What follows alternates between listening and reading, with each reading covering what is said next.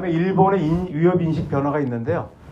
일본이 이제 그동안에는 이런 보고서가 없다가 우리나라는 이제 노무현 대통령 처음으로 국가안보 전략서가 나왔습니다. 그 몇 년인가요, 그러면? 2004년인가? 언제 처음 나왔는데, 일본은 이제 제일 먼저 나온 게 2013년도 12월 달에 첫 번째 국가안보 전략서가 나왔고요.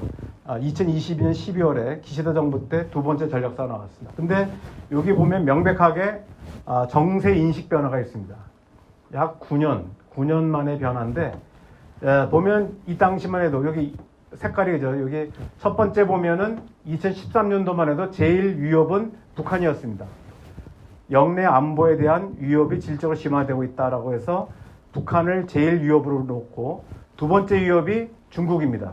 급속한 군비 확장과 투명성 결여, 국제사회 우려를 자아내고 있다라고 해서 두 번째 위협이 중국이었습니다. 러시아에 대해서는 모든 분야에 합력해서 위협 대상이 아니었죠. 그러다가 바로 이게 2년 전이죠. 2년 채 안 됐습니다. 2년 전에는 중국이 1위로 올라갑니다. 그래서 일방적 현상 변경 시도를 강화하고 있고 지금까지 없었던 최대의 전략적 도전 세력이 되었다라고 해서 중국이 넘버원이 돼버리고 위협에. 두 번째가 북한. 종전보다 한층 중대하고 긴박한 위협이다. 그 다음에 세 번째는 이제 러시아가 위협 세력으로 이제 처음으로 등장합니다. 중국과의 전략적 연계와 맞물려 방위상의 강한 우려를 자아내고 있다. 이렇게 해서 주로 이제 크림반도 합병과 우크라이나 침공으로 인한 것이다. 이렇게 볼 수 있습니다. 이런 것을 담은 것이 바로 앞서 말씀드렸듯이 2022년 12월 달에 3대 안보문서를 개정했는데 국가안보전략서가 나왔고 두 번째로 그 다음에 국가방위전략, 방위력 정비계획 등등이 나왔습니다. 여기서 이제 반격능력이라는 용어가 계속 나오고 있습니다. 그래서 요거는 뭐 반응은 부차적인 거 넘어가고요. 그래서 이제 방위 정책이 대전환했는데 원래는 적기지 공격 능력 보유라고 했었다가 공격이라는 말을 대면 헌법 위반 소지가 있다 그래가지고 얘네들이 이제 반격 능력이라는 용어로 바꾸게 됩니다. 좀 부드럽게. 이거는 뭐냐면 일본 열도에 대한 탄도미사일 등에 의한 무력 공격이 행해진 경우 무력 공격이 발생하지 않았다 하더라도 다만 이제 발생하지 않으면 선제 공격을 하지 않는다. 유용한 반격을 가능해 하는 원거리 타격 방위를 한다. 그래서 스탠드오프라는 말을 쓰는데 이거 다른 얘기가 아니라 간단히 얘기하면은 그동안의 헌법에는 공격을 할 수 없게 만들었는데 그 차이가 뭐냐면요. 이게 뭐냐면 그동안의 전수방위 원칙에 따르면 어떻습니까? 일본이 공격을 받으면 반격하려면 어떻게 돼요? 육군은 뭐 어차피 육군은 작용할 수가 없죠. 육군은 그러니까 외부에 적이 들어올 때만 반격하는 거니까 관계없고 해군 입장에서 보면 어떻게 해군 입장에 본다면은 외부에 적이 들어올 때 해군 입장에 보면 함대함 공격은 가능하겠죠. 함대함 가능하지만 함대지 공격은 됩니까 안 됩니까? 안 되는 거예요. 함대지라는 거는 적국을 공격하는 거잖아요. 그러니까 함대지는 안 돼. 그러니까 다시 말하면 일본의 해상자위대가 아무리 전력이 막강하다 하더라도 함대지 미사일은 보유하고 있지 않습니다. 않았습니다. 정확하게는. 그 다음에 공군도 마찬가지입니다. 공군도 공대공 미사일 가능하죠. 그러나 공대지 미사일은 보유하고 있지 않았습니다. 육상도 마찬가지 되겠네요. 육상도 마찬가지로 예를 들면 지대함 미사일, 지대공 미사일은 보유할 수 있지만 지대지 미사일은 가지고 있지 않았죠. 이게 바뀐다는 얘기입니다. 이제 일본 자위대는 지대지 미사일, 공대지 미사일, 함대지 미사일을 보유할 수 있게 됐기 때문에 다시 말하면 적기지를 공격할 수 있는 능력을 갖추게 됐다. 이런 얘기입니다. 그래서 엄청난 전략의 변화입니다. 사실은 그동안에 한국과 일본이 뭐 그런 얘기를 많이 하잖아요. 우리 국군하고 일본 자위대랑 싸우면 누가 이기냐. 그러면은 사실은 누가 이기겠어요.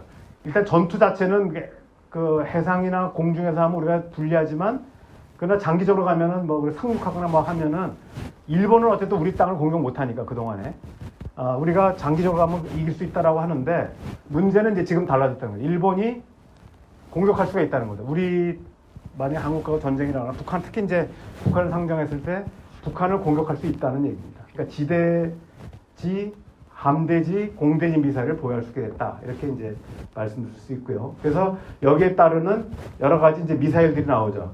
그래서 첫 번째가 토마호크 사거리 2,500km는 옛날 같으면 필요가 없는 거잖아요. 단거리만 필요 500km, 300km만 가지면 되니까 적이 공격하면 그걸 막으면 되는데 이제는 뭐냐면 2,500km라는 건 함대지, 지대지가 되는 겁니다. 2,500km 정도 되면 아마 일본에서 베이징을 때릴 수 있을 겁니다. 2,500km 정도 되면. 그런 거를 이제 이미 500 자기는 아직 개발하지 못했으니까 일단 미국 거를 이제 수입하겠다는 거고. 그 다음에 이제 이거를 자기네가 개발해서 일단 기존의 200km짜리를 사거리 1,000km로 늘리고 그 다음에 점점 넓혀서 나중에는 2,000~3,000km까지 자기네가 독재 개발하겠다는 겁니다. 아직 개발을 못하고 있죠. 왜냐하면 이동안에 못한 이유가 이건 공격무기이기 때문에 그렇다는 얘기입니다. 그래서 공격무기와 방어무기의 차이는 거기에 있다는 거죠. 그 다음에 이제 미군과 이제 우리가 보통 MD라고 하죠. MD 체계를 통합하겠다 이런 얘기고요. 그 다음에 방위비를 2%까지 늘리. 일본은 이제 GDP의 1%로 이제 묶여져 있었습니다. 정책적으로. 그러나 이번에 이제 기시다 총리가 2022년 12월 달에 안보전략서를 하면서 방위비를 GDP 2%까지 증액하겠다고 약속을 했습니다.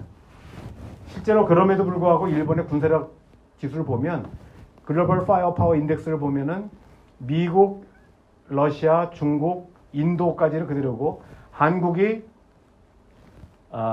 작년에 1월 달에 발표된 거 보면 6위에서 5위로 올라갔고 일본은 8위에서 7위로 올랐죠. 북한은 34위에서 36위입니다. 그러니까 다시 말하면 재래식 전력으로 본다면 핵을 뺀다면 남북한의 군사력은 한국이 압도적으로 우위에 있다는 걸 알 수 있습니다.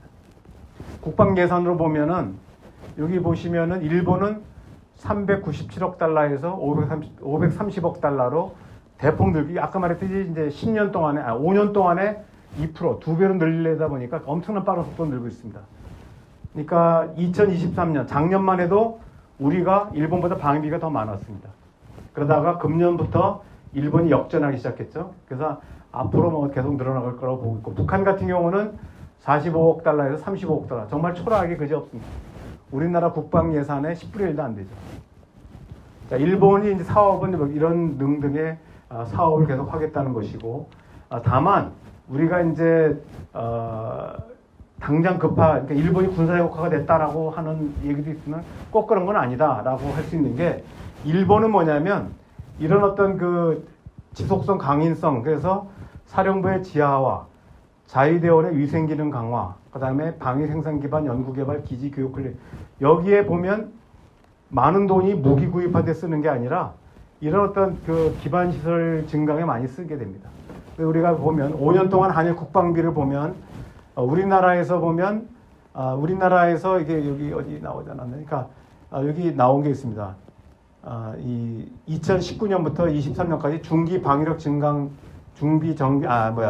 방위력 정비 계획에 따르면은 27조를 쓰고 있고 우리나라도 이제 똑같은 걸 계속 하고 있습니다. 매년 이제 발표되는데 5년간 방위 개선비 총액을 보면은 요 기간 동안에 보면 이 실제로 보면은 여기 5년간 국방비를 보면 일본은 43조 그러니까 약 뭐라고 해서 403조고 우리나라는 331조입니다. 그러면 우리나라의 5년간 국방비가 일본의 81%밖에 안 돼요. 그럼 일본이 훨씬 더 세다고 생각할 수 있지만 문제는 우리나라는 징병제고 값싼 그 군인 인건비가 굉장히 값싸게 지불하다 보니까 실제로 국방비에서 차지하는 방위력 개선비 비중이 큰 차이가 납니다. 2021년 기준으로 보면은 우리나라의 경우는 32.2%가 무기 구입하는 데 쓰고 있어요.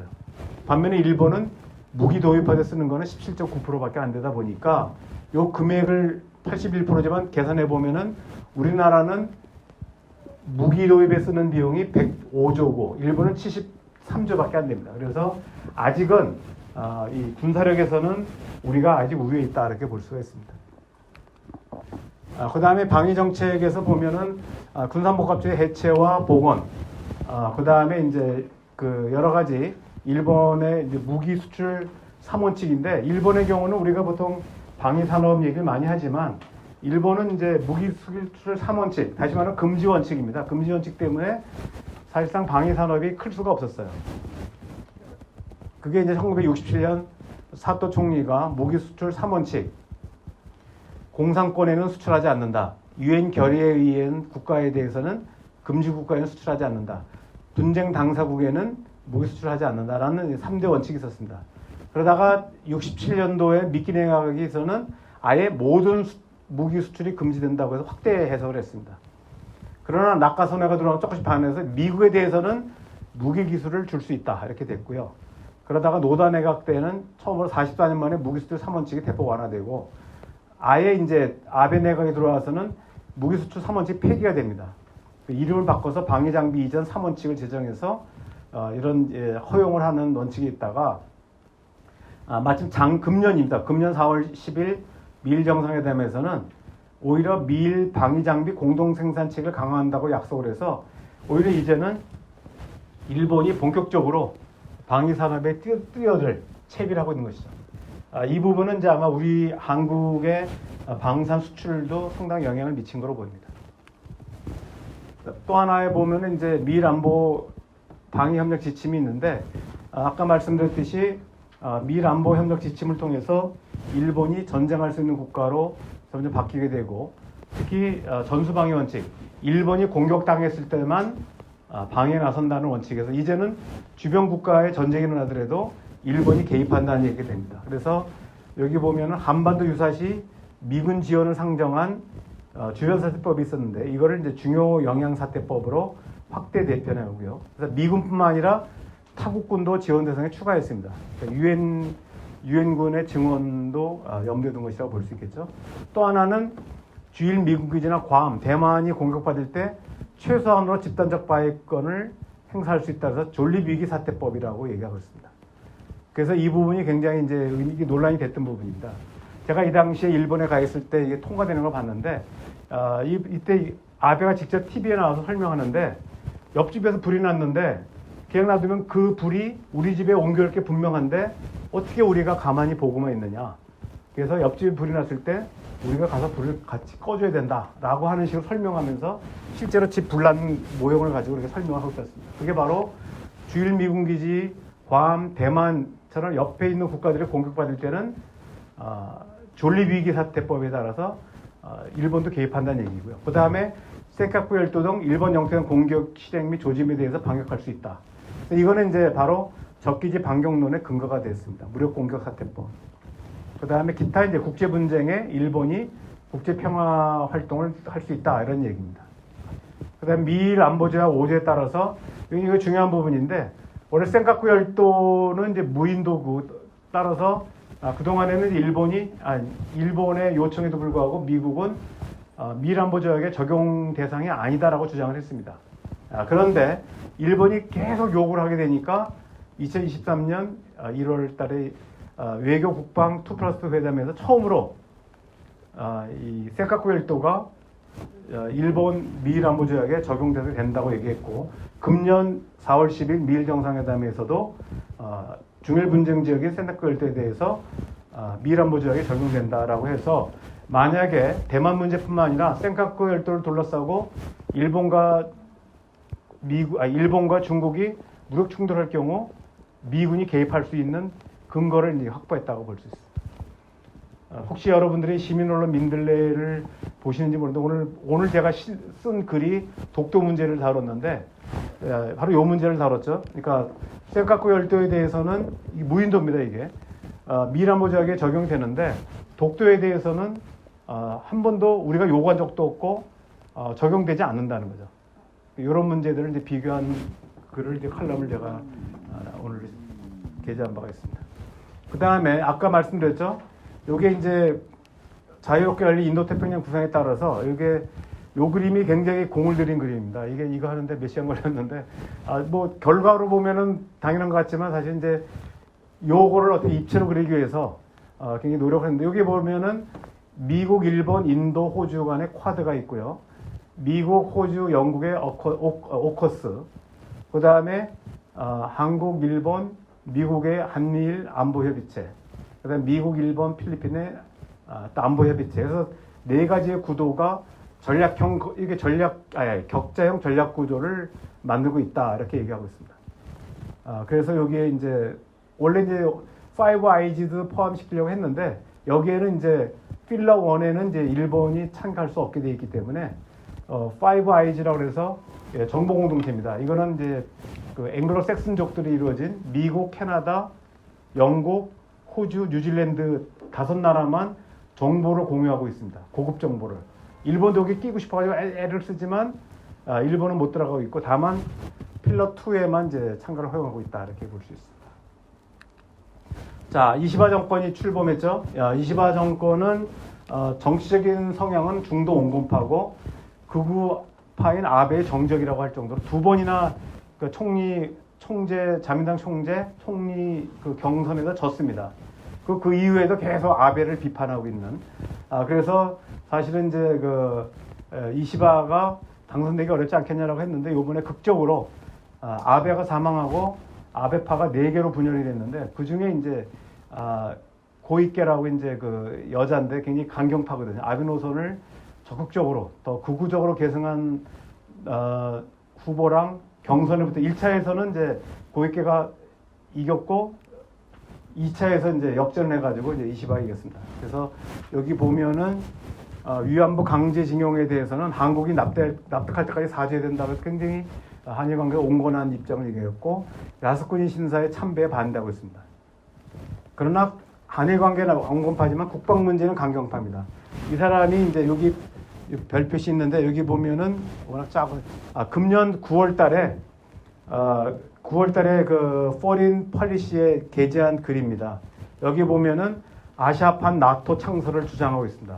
러시아, 북한, 중국을 위협을 억제해서 아시아판 나토를 창설하자고 제안하고 있고 비핵 3원칙을 개정해서 미국의 핵무기를 일본에 들여와서 미국과 나토식 핵공유를 하자. 그 다음에 미란보 조약을 개정해서 의무 비대칭성 조항을 고쳐서 일본도 미국 안보에 기여할 수 있도록 하자. 이런 내용의 3가지 내용을 담은 글이 포린 폴리시에 실렸습니다. 금년에 7월 달입니다. 9월 달 얼마 된 거 아니죠? 그 다음에 기타 이제 평화헌법을 개정해서 집단적 자위권과 자위대를 허용해서 자위대로 국방군을 만들고 집단적 자위권도 합법화하자. 그 다음에 남중국해에서 힘에 의한 현상변경을 반대한다. 그래서 중국을 견제하고 있고 오키나와의 호텐마 기지 해놓고 기지 이전을 지지한다는 얘기는 뭐냐면 미일 동맹을 적극 추진하자 이런 얘기입니다. 이런 흐름들. 아까 제가 고이케가 아니라 고이케는 도쿄 지사가 다카이치입니다. 다카이치 시나에죠. 다카이치 시나 1차 투표에서는 졌다가 2차에서 역전이 돼서 이겼습니다. 그리고 지난 10월 10일 저기 어디예요? 아세안 정상회담에서 처음으로 만났습니다. 한일 정상회담이 10월 10일 열려서 한일판 생겐조약이라고 하는 입국 절차 간소화, 비자 면제 조약을 하자. 한일 간 정상 셔틀 외교를 계속하자. 한미일 미사일 정보 공유를 강화하자. 북한 핵미사일과 북미 협력을 규탄하는 이런 내용들을 바로 얼마 전에 한 바가 있습니다. 자, 그 다음에 이제 본격적으로 이제 한반도 아까 투코리아 정책을 얘기했는데